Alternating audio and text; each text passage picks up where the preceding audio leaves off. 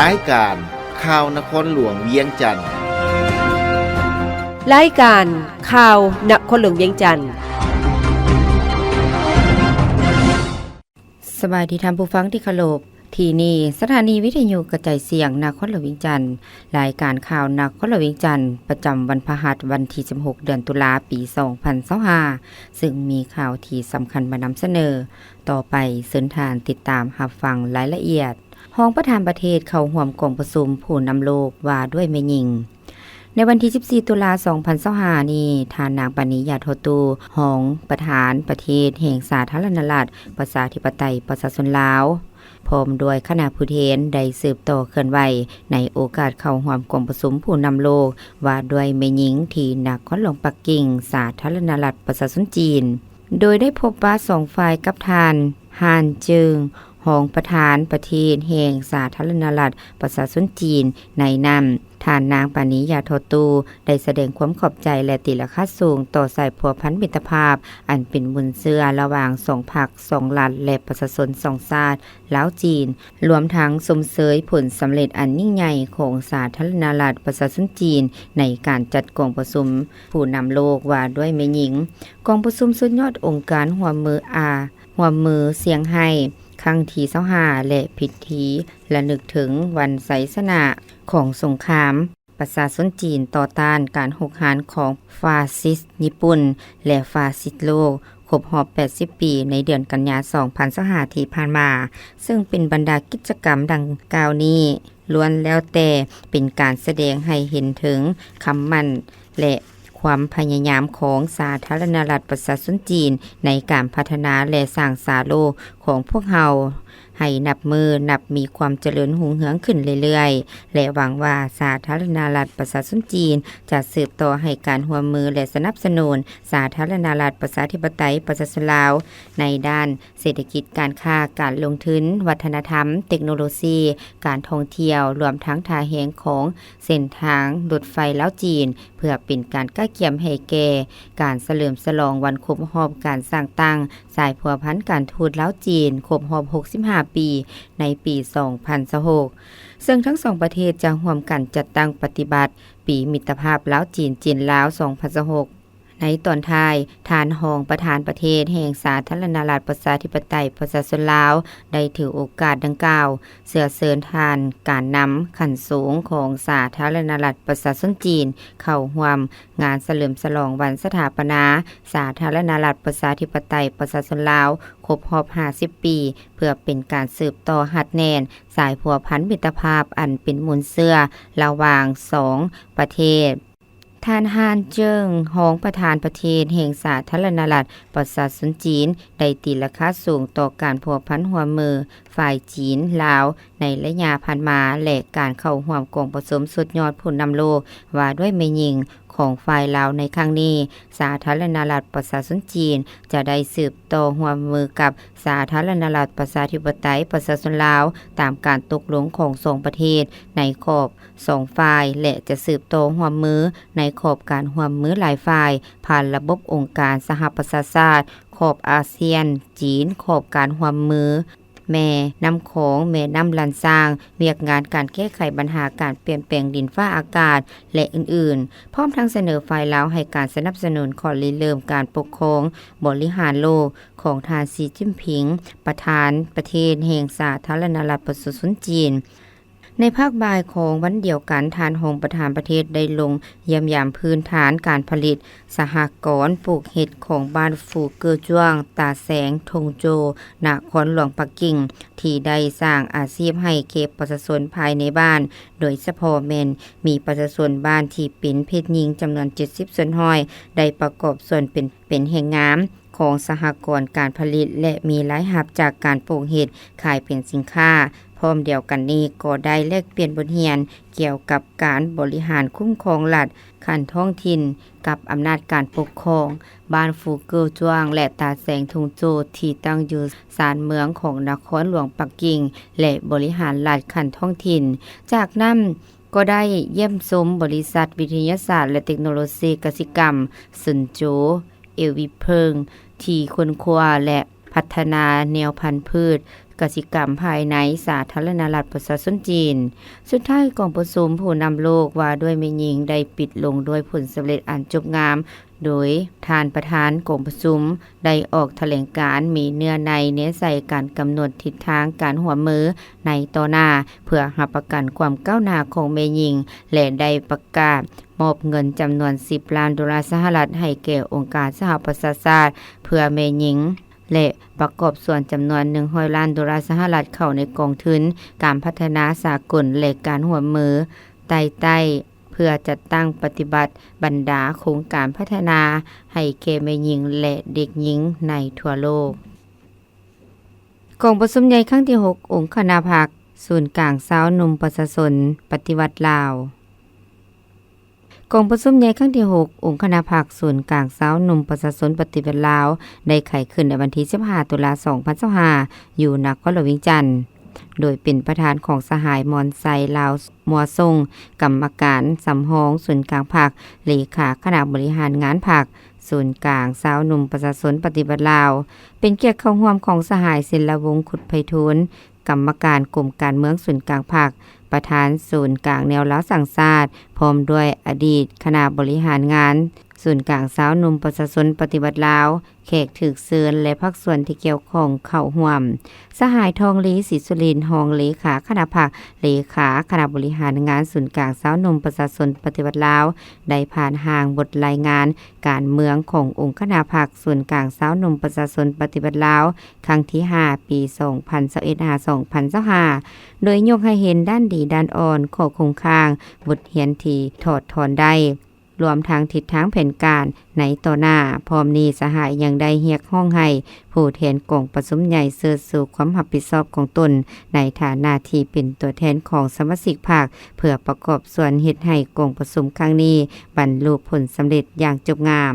กองประชุมครั้งนี้ยังได้รับฟังแผนพัฒนาสาวหนุ่มเยาวชน5 ปีครั้งที่ 3 บทสำรวจการนำพารวมของคณะบริหารงานภาคศูนย์กลางสาวหนุ่มประชาชนปฏิบัติลาวครั้งที่ 5 มาฐานและเงื่อนไขผู้ออกสมัครรับเลือกตั้งเข้าในคณะบริหารงานพรรคสุดใหม่มาฐานและเงื่อนไขผู้แทนกองประชุมที่จะไปเข้าร่วมกองประชุมใหญ่ครั้งที่ 12 ของพรรคพร้อมทางดำเนินการปอนบัตรคัดเลือกเอาคณะบริหารงานพรรคศูนย์กลางสาวหนุ่มประชาชนปฏิบัติลาวครั้งที่ 6 และปอนบัตรคัดเลือกเอาผู้แทนสมบูรณ์สำรองไปร่วมกองประชุมใหญ่ครั้งที่ 12 ของภาคนอกนี้ยังได้รับฟังการโอ้ลมให้ทิศชี้นำจากสหายศิลวงศ์ขุนไพฑูรย์เพื่อเป็นเข็มสีทิศเนียงทางให้ทั่วองค์คณะภาคศูนย์กลางสาวหนุ่มประชาชนปฏิบัติลาวตื่มอีกเจ้าของนครหลวงวิงจันทน์ต้อนรับการเข้าพบปะของคณะผู้แทนสาธารณรัฐประชาชนจีนสหายอาจสะพังทองศรีพันดอนรองเลขาคณะพรรคเจ้าของนครหลวงวิงจันทน์ต้อนรับการเข้าพบปะของสหายซุงยงฮงเลขาธิการคณะบริหารงานพรรคแขวงเจียงซูสาธารณรัฐประชาชนจีนพร้อมคณะในวันที่ 14 ตุลาคม 2025อยู่ห้องว่าการปกครองนครหลวงวิงจันทน์ในโอกาสที่คณะผู้แทนดังกล่าวเดินทางมาเยี่ยมยามและเฮ็ดเวียกอยู่นครหลวงวิงจันทน์ในวันที่ 14-15 ตุลาคม 2025โอกาสนี้สหายอาจสะพังท้องศรีพันดอนก็ได้แสดงความยินดีต้อนรับและตีราคาสูงต่อการมาเยี่ยมยามและเฮ็ดเวียกอยู่นครหลวงวิงจันทน์ของสหายซุงยงฮงพร้อมคณะในครั้งนี้พร้อมทางได้รายงานสภาพการพัฒนาเศรษฐกิจสังคมของนครหลวงวิงจันทน์ให้คณะผู้แทนแขวงเจียงซูทราบจากนั้น2 ฝ่ายก็ได้ปรึกษาหารือหลายปัญหาสำคัญเป็นต้นการพัวพันร่วมมือด้านเศรษฐกิจการค้าการท่องเที่ยวและอื่นๆในระยะผ่านมาก็คือแผนการร่วมมือในต่อหน้าให้เกิดเป็นรูปธรรมและมีมรรคผลตัวจริงหลายขึ้นสหายซุงยงฮงได้แสดงความขอบใจต่อการต้อนรับอันอบอุ่นของสหายเจ้าของนครหลวงวิงจันทน์พร้อมทางเสนอจุดประสงค์ของการเดินทางมาเยี่ยมยามและเฮ็ดเวียกอยู่นครหลวงวิงจันทน์เพื่อสุขอยู่การแลกเปลี่ยนและการร่วมมือด้านเศรษฐกิจการค้าท่องเที่ยววัฒนธรรมการศึกษาและคงเขตอื่นๆระหว่าง2 ฝ่ายให้เกิดเป็นรูปธรรมยิ่งขึ้นเพื่อประกอบส่วนในการพัฒนาสายพัวพันมิตรภาพระหว่างแขวงเจียงซู และนครหลวงเวียงจันทน์ก็คือสาธารณรัฐประชาชนจีนและสาธารณรัฐประชาธิปไตยประชาชนลาวให้แน่นแฟ้นยิ่งขึ้นเปิดนำใช้ยุทธศาสตร์ฟื้นฟูโครงล่างพื้นฐานหลังภัยพิบัติทางธรรมชาติฮอดปี 2035 พิธีเปิดตัวและเผยแพร่ยุทธศาสตร์การคุ้มครองและนำใช้งบประมาณการลงทุนของรัฐเพื่อฟื้นฟูโครงล่างพื้นฐานหลังภัยพิบัติทางธรรมชาติฮอดปี 2035 ภายใต้โครงการควบคุมความเสี่ยงภัยพิบัติธรรมชาติในกรุงเขตอาซีตะวันออกเฉียงใต้ได้จัดขึ้นในวันที่ 14 ตุลาคม 2025 อยู่นครหลวงเวียงจันทน์โดยการเป็นประธานของทานนางพรวรรณอุทวงศ์รองรัฐมนตรีกระทรวงการเงินประธานคณะสี่นำโครงการมีทานเฮมังกาลาเลียหัวหน้าทีมงานจากธนาคารโลกพร้อมด้วยหัวหน้าห้องหัวหน้ากลุ่มหัวหน้าห้องหัวหน้าแผนกวิชาการบรรดาเชี่ยวชาญและครูพัฒนาจากองค์การสากลเข้าร่วมขบวนการสร้างยุทธศาสตร์ในระยะผ่านมาได้จะตั้งปฏิบัติคือปี 2021 กระทรวงการเงินได้ออกข้อตกลงว่าโดยการแต่งตั้งคณะรับผิดชอบปรับปรุงยุทธศาสตร์การคุ้มครองและนำใช้งบประมาณให้เกิดผลประโยชน์สูงสุดสำหรับเวียกงานฟื้นฟูและซ่อมแปลงหลังภัยพิบัติฉบับลงวันที่ 8 กุมภาพันธ์ 2021 ปี 2022-2023 ได้สมทบกับกระทรวงเกี่ยวข้องและ3แขวงเป้าหมายเพื่อค้นคว้าและปรึกษาหารือพร้อมทางเก็บกำข้อมูลตัวจริงของการเกิดภัยพิบัติเพื่อเป็นบ่อนอิงในการปรับปรุงเนื้อในของยุทธศาสตร์ให้มีเนื้อในครบถ้วนและสอดคล้องกับบรรดานิติกรรมของแขนงเกี่ยวข้องและสำเร็จห่างเบื้องต้นปี 2024 จัดกองประชุมค้นคว้าและปรึกษาหารือเพื่อทบทวนคืนห่างยุทธศาสตร์ร่วมกับแขนงการเกี่ยวข้องเพื่อปรับปรุงเนื้อในให้สอดคล้องกับคำแนะนำฉบับลงวันที่ 22 กรกฎาคม 2024 และมีโฉนดนำส่งห่างยุทธศาสตร์ดังกล่าวถึงภาคส่วนเกี่ยวข้องเพื่อประกอบคำเห็นใส่ห่างสุดท้ายในเดือนกรกฎาคม 2025 จัดกองประชุมขั้นสูงร่วมกับคณะนำของกระทรวงเกี่ยวข้องและแขวงเป้าหมายเพื่อหับเอายุทธศาสตร์ดังกล่าวในเดือนกันยายน 2025 ยุทธศาสตร์คุ้มครองและนำใช้งบประมาณการลงทุนของรัฐเพื่อฟื้นฟูโครงล่างพื้นฐานหลังภัยพิบัติทางธรรมชาติฮอดปี 2035 ได้รับการพิจารณาลงลายเซ็นจากทานรัฐมนตรีกระทรวงการเงินโดยปฏิบัติตามข้อตกลงฉบับลงวันที่ 16 กันยายน 2025 กระทรวงการเงินจึงประกาศใช้ยุทธศาสตร์การคุ้มครองและนำใช้งบประมาณการลงทุนของรัฐเพื่อฟื้นฟูโครงล่างพื้นฐานหลังภัยพิบัติทางธรรมชาติฮอดปี 2035 เป็นทางการท่านอุลาสมจันทร์มาวงศ์รองหัวหน้ากรมแผนการกระทรวงการเงินกล่าวว่าบทบาทและความสำคัญของการสร้างยุทธศาสตร์เป็นแนวทางกลยุทธ์วิธีการป้องกันการแก้ไขปัญหาและเป็นเครื่องมือสำคัญให้แขนงการเงินในการเสริมสร้างความสามารถโดยกำหนดทิศทางรวมเป้าหมายหลักการขอบเขตการนำใช้จุดประสงค์ของการคุ้มครองและนำใช้งบประมาณการลงทุนของรัฐเพื่อฟื้นฟูโครงล่างพื้นฐานของรัฐให้ทนทานต่อภัยพิบัติและเกิดผลประโยชน์สูงสุดเป็นพื้นฐานสำคัญในการเพิ่มทวีการประสานงานและการร่วมมือกันระหว่างแขนงการเงินและแขนงการเกี่ยวข้องในเวียกงานนี้พยาธิมะเร็งปากมดลูกเป็นปัญหาที่ให้แห่งต่อสุขภาพโดยเฉพาะแม่หญิงซึ่งมะเร็งชนิดนี้มีสาเหตุมาจากเชื้อจุลโรคแต่สามารถป้องกันได้โดยการสักวัคซีนข้อมูลกระทรวงสาธารณสุขแจ้งให้ทราบเมื่อบ่ดนมานี้ว่าเชื้อจุลโรคที่พาให้เป็นพยาธิมะเร็งปากมดลูกแม่นมาจากเชื้อ HPV การติดต่อแม่นการมีเพศสัมพันธ์ที่บ่ปลอดภัยแม่หญิงบางคนถ้าติดเชื้อพยาธินี้และเชื้อพยาธิข้างในร่างกายเป็นเวลาโดนจะเฮ็ดให้กลายเป็นมะเร็งปากมดลูกจุลังมะเร็งจะขยายตัวในบริเวณปากมดลูกและแพร่ลามไปอวัยวะส่วนอื่นของร่างกายเฮ็ดให้คนเจ็บทรมานและบางกรณีเสียชีวิตได้แต่โชคดีที่มีวัคซีนที่สามารถกันมะเร็งปากมดลูกได้ อยู่ในสาธารณรัฐประชาธิปไตยประชาชนลาวแนะนำให้เด็กหญิงอายุ10 ปีต้องรับวัคซีนกันพยาธิมะเร็งปากมดลูกวัคซีนชนิดนี้จะได้รับผลดีที่สุดก็ต่อเมื่อเด็กหญิงได้รับวัคซีนก่อนการสัมผัสกับเชื้อพยาธิ HPV เด็กหญิงได้รับวัคซีนเพียงแต่เข็มเดียวก็จะช่วยให้ได้รับการป้องกันจากการเป็นมะเร็งปากมดลูกตลอดชีวิตถ้าแม่หญิงอายุเกิน10 ปีหรือมีเพศสัมพันธ์แล้วก็สามารถรับวัคซีนได้ซึ่งเป็นวิธีป้องกันที่ดีที่สุดการซักวัคซีนกันมะเร็งปากมดลูกเป็นของขวัญทางสุขภาพให้ลูกหลานคนในครอบครัวคนอ้อมข้างของทานเพื่ออนาคตที่สดใสและปลอดภัยฉะนั้นพ่อแม่ผู้ปกครองควรพาลูกหลานของตนไปรับวัคซีนอยู่โรงหมอใกล้บ้านโรงหมอเมืองศูนย์กลางสุขศาลาและสถานที่ให้บริการอื่นๆ3 บริษัทร่วมเซ็นสัญญาสัมปทานโครงการก่อสร้างทางด่วนนครหลวงเวียงจันทน์ฮานอยระยะที่2ในวันที่15 ตุลาคม 2025ที่ห้องการคณะกรรมการส่งเสริมและคุ้มครองการลงทุนได้จัดพิธีเซ็นสัญญาสัมปทานแบบมีเงื่อนไข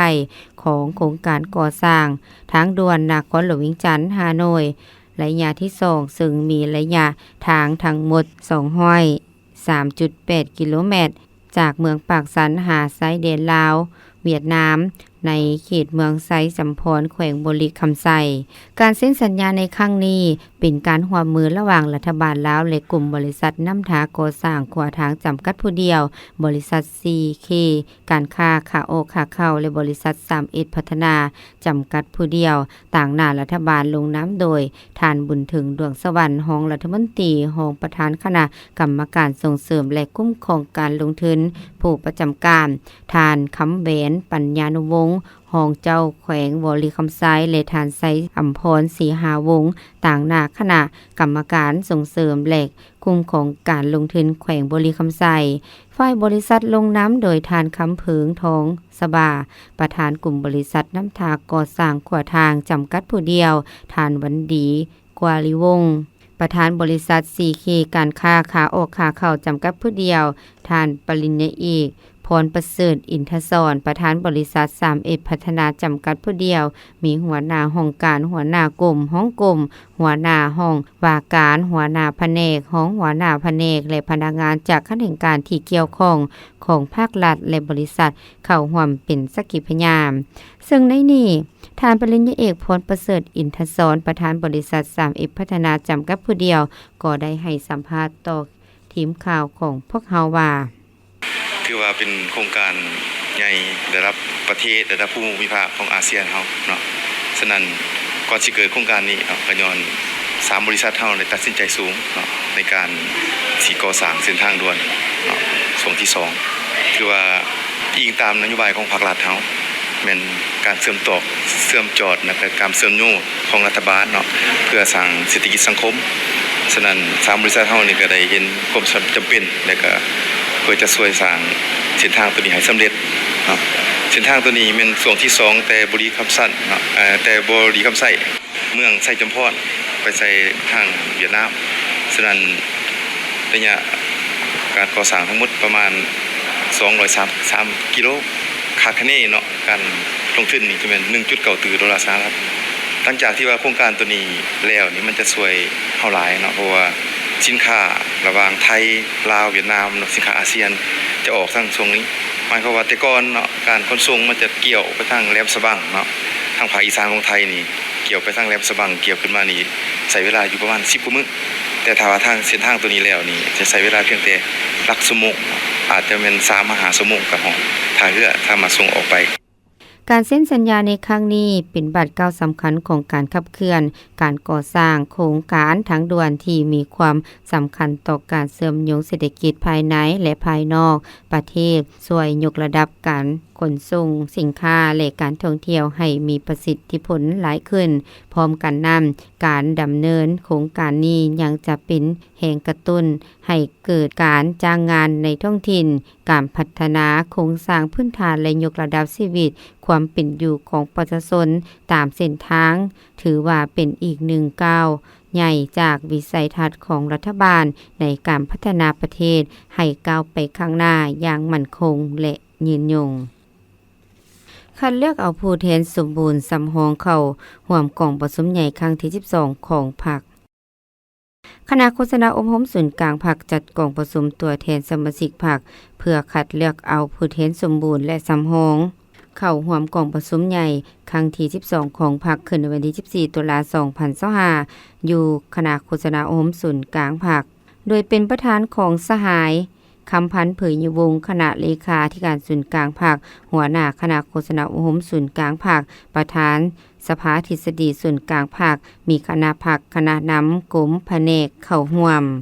สหายคำพันธ์เผยอยู่วงกล่าวว่ากองประชุมครั้งนี้จะได้รับฟังการผ่านห่างบทรายงานการเมืองแผนพัฒนาเวียกงานโฆษณาอบรมและห่าง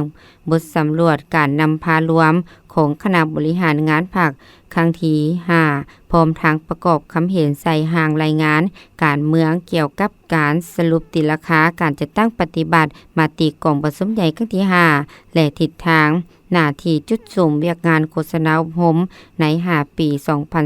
2026-2030แผนพัฒนาเวียกงานโฆษณาอบรมฮอดปี2030คนควบประกอบคำคิดเห็นใส่บทสำรวจการนำพาของคณะพรรคคณะโฆษณาอบรมศูนย์กลางพรรคระยะ5ปีผ่านมาเพื่อเน้นใส่ปรับปรุงและยกบทบาทการนำพาขององค์คณะพรรคในซุ้มปีต่อหน้าให้สมคู่กับหน้าที่การเมืองที่พรรคได้มอบหมายให้ดำเนินการเลือกตั้งเอาผู้แทนไปร่วมกองประชุมใหญ่ครั้งที่12ของพรรคและประกาศปรับปรุงซับซ้อนพนักงานการนำขันกลมจำนวนหนึ่งเพื่อสืบต่อซีนำพาจัดตั้งปฏิบัติมาติกองประชุมใหญ่ครั้งที่5องค์คณะพรรคคณะโฆษณาอบรมศูนย์กลางพรรคและสืบต่อกาเกี่ยมกองประชุมใหญ่ขันของตนให้สำเร็จตามแผนการที่วางไว้ซึ่งกองประชุมครั้งนี้มีความหมายสำคัญหลายซึ่งพัวพันโดยกงเกี่ยวกับการปรับปรุงองค์คณะพรรคภายใต้คำขวัญเสริมขยายมวลเสื้อความสามัคคีเป็นเอกภาพภายในองค์คณะพรรคคณะโฆษณาอบรมศูนย์กลางพรรคสร้างความเห็นหันเปลี่ยนอย่างแข็งแรงในเวียกงานโฆษณาอบรมไปสู่คุณภาพใหม่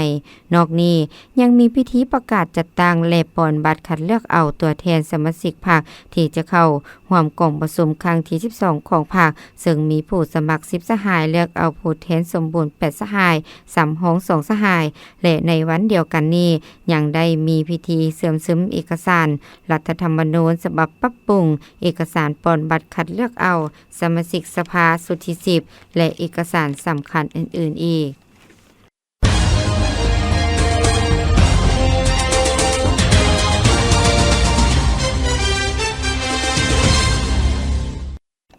ต่อไปเส้นทางที่ตามรับฟังข่าวต่างประเทศบทบาทแม่หญิงกลายเป็นกำลังแหงสุขอยู่การพัฒนาตามข่าวสาร CI รายงานในวันที่14ตุลาที่ผ่านมาว่าในโอกาสจัดกองประชุมสุดยอดแม่หญิงโลกโทรภาพสากลจีนของวิทยุโทรภาพศูนย์กลางจีนได้สำรวจความเห็นบรรดากลุ่มคนจำนวน 7,292 คนจาก 38 ประเทศในขอบเขตทั่วโลกผลการสำรวจแสดงให้เห็นว่าผู้ตอบแบบสอบถามมีความหับโฮโดยทั่วไปว่าแม่หญิงเป็นกำลังแห่งสำคัญในการสุขอยู่แห่งขบวนการพัฒนาเศรษฐกิจสังคมและยังได้ตีราคาอย่างตั้งหน้าต่อแนวคิดพัฒนาและผลสำเร็จของภารกิจแม่หญิงจีนในการสำรวจผู้ตอบแบบสอบถาม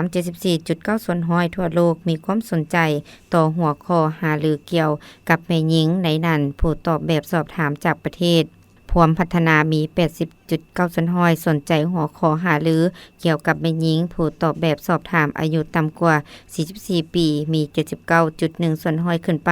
สนใจน้ำหัวข้อหารือเกี่ยวกับแม่หญิงนอกนั้นยังมีผู้ตอบแบบสอบถามจากประเทศพร้อมพัฒนา 71.7 ส่วนห้อยเห็นว่าสิทธิและผลประโยชน์ของแม่หญิงได้รับการปกป้องและการปรับปรุงให้ดีขึ้นอย่างมีประสิทธิผลในการตีราคาต่อหมากผลแห่งการปกป้องสิทธิและผลประโยชน์ของแม่หญิงผู้ตอบแบบสอบถามทั่วโลก 92 ส่วนห้อยมีความพอใจต่อแม่หญิงที่มีสิทธิ์ในการรับการศึกษา 87 ส่วนห้อยมีความพอใจต่ออัตราแม่หญิงเข้าร่วมการเมือง 86 ส่วนห้อยมีความพอใจต่อสุขภาพแม่หญิงEU ให้สัตยาบันการเซ็นสัญญาสหประชาชาติต้านอาชญากรรมอินเทอร์เน็ตวิทยุกระจายเสียงเวียดนามรายงานวางโมมันนี่ว่าสหภาพยุโรปหรือ EU ได้รับร้องเอาข้อตกลงอนุญาตให้คณะกรรมการยุโรปและบรรดาประเทศสมาชิกเซ็นสนธิสัญญาสหประชาชาติเกี่ยวกับการต้านอาชญากรรมอินเทอร์เน็ตพิธีเปิดการเซ็นสนธิสัญญาฉบับนี้โดยหัวข้ออาชญากรรมอินเทอร์เน็ตแบ่งปันความรับผิดชอบมุ่งไปสู่อนาคตจะถูกจัดขึ้นอยู่นครหลวงฮานอยในวันที่25-26 ตุลาคม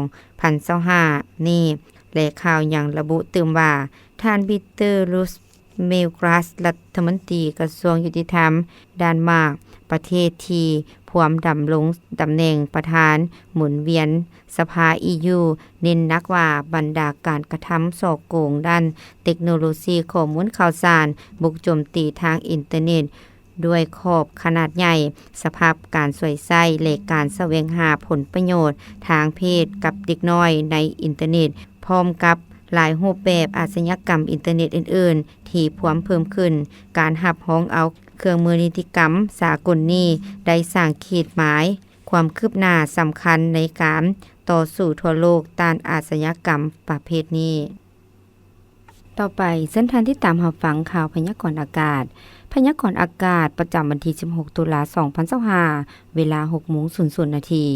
ความกดดันต่ำของอากาศร้อนยังสืบต่อปกคลุมอยู่ทั่วทุกภาคของประเทศลาวโดยกำลังอ่อนสมทบกับลมตะวันออกเฉียงใต้พัดปกคลุมซึ่งจะเฮ็ดให้จะมีฝนตกฟ้าร้องฟ้าเหลื่อมในระดับคอยอยู่ทั่วไปในแต่ละภาคและจะมีฝนตกในระดับปานกลางหาตกหนักอยู่บางท้องถิ่นพร้อมจะมีลมพัดแรงเป็นบางโอกาสพยากรณ์อากาศแต่เวลา 7 โมงของวันที่16หาเวลา 7 โมงของวันที่17 เดือนตุลาคม 2025ภาคเหนือด้านตะวันออกพงสลีหัวพันและซิ่งขวางจะมีฝนตกฟ้าร้องฟ้าเหลื่อมในระดับคอยและจะตกในระดับปานกลางและตกหนักอยู่บางท้องถิ่นพร้อมมีลมพัดแรงเป็นบางโอกาสหรือเนื้อที่การปกคลุมของฝนเท่ากับ55ส่วนห้อยของภาคอุณหภูมิในระหว่าง18-27 องศาภาคเหนือด้านตะวันตกแขวงหลวงน้ำทาบ่อแก้วอุดมไซหลวงพระบางและไสยบุรีจะมีฝนตกฟ้าร้องฟ้าเหลื่อมในระดับคอยหาปานกลางและตกหนักอยู่บางท้องถิ่นพร้อมมีลมพัดแรงเป็นบางโอกาสหรือเนื้อที่การปกคลุมของฝนเท่ากับ55ส่วนห้อยของภาคอุณหภูมิในระหว่าง21-34 องศานครหลวงเวียงจันทน์จะมีฝนตกฟ้าร้องฟ้าเหลื่อมในระดับคอยหาปานกลางพร้อมมีลมพัดแรงเป็นบางโอกาสหรือเนื้อที่การปกคลุมของฝนเท่ากับ50ส่วนห้อยของภาคอุณหภูมิในระหว่าง24-34 องศาภาคกลางแขวงเวียงจันทน์บรีคำไซคำมวลและสวรรณเขตจะมีฝนตกฟ้าร้องฟ้าเหลื่อมในระดับคอยและจะตกในระดับปานกลางอยู่บางท้องถิ่นพร้อมมีลมพัดแรงเป็นบางโอกาสหรือเนื้อที่การปกคลุมของฝนเท่ากับ50ส่วนห้อยของภาคอุณหภูมิในระหว่าง24-33 องศาแขวงไซสมบูรณ์จะมีฝนตกฟ้าร้องฟ้าเหลื่อมในระดับคอยหาปานกลางพร้อมมีลมพัดแรงเป็นบางโอกาสหรือเนื้อที่การปกคลุมของฝนเท่ากับ50ส่วนห้อยของภาคอุณหภูมิในระหว่าง21-34 องศานครหลวงเวียงจันทน์จะมีฝนตกฟ้าร้องฟ้าเหลื่อมในระดับคอยหาปานกลางพร้อมมีลมพัดแรงเป็นบางโอกาสหรือเนื้อที่การปกคลุมของฝนเท่ากับ50ส่วนห้อยของภาคอุณหภูมิในระหว่าง24-34 องศาภาคกลางแ แขวงเวียงจันทน์บุรีคำไซคำมวลและสวรรณเขตจะมีฝนตกฟ้าห้องฟ้าเหลื่อมในระดับคอยหาปานกลางอยู่บางท้องถิ่นพอมีลมพัดแรงเป็นบางโอกาสหรือเนื้อที่การป้องห่มของฝนเท่ากับ50ส่วนห้อยของภาคอุณหภูมิในระหว่าง24-33องศาแขวงไส้สมบูรณ์จะมีฝนตกฟ้าห้องฟ้าเหลื่อมในระดับคอยหาปานกลางพอมีลมพัดแรงเป็นบางโอกาสหรือเนื้อที่การป้องห่มของฝนเท่ากับ50ส่วนห้อยของภาคอุณหภูมิในระหว่าง19-34องศาภาคใต้แขวงสะละวันจำปาสักเสกองและอัตตปือยังจะมีฝนตกฟ้าห้องฟ้าเหลื่อมในระดับคอยพอมีลมพัดแรงเป็นบางโอกาสหรือเนื้อที่การป้องห่มของฝนเท่ากับ50ส่วนห้อยของภาคอุณหภูมิในระหว่าง24-35องศาที่ท่านรับฟังผ่านไปนั้นก็เป็นข่าวนครหลวงวิจันทน์ถามผู้ฟังที่เคารพรายการข่าวภาคนี้ได้สิ้นสุดลงเพียงเท่านี้ลีโลเพชรสมภูอ่านสบายดี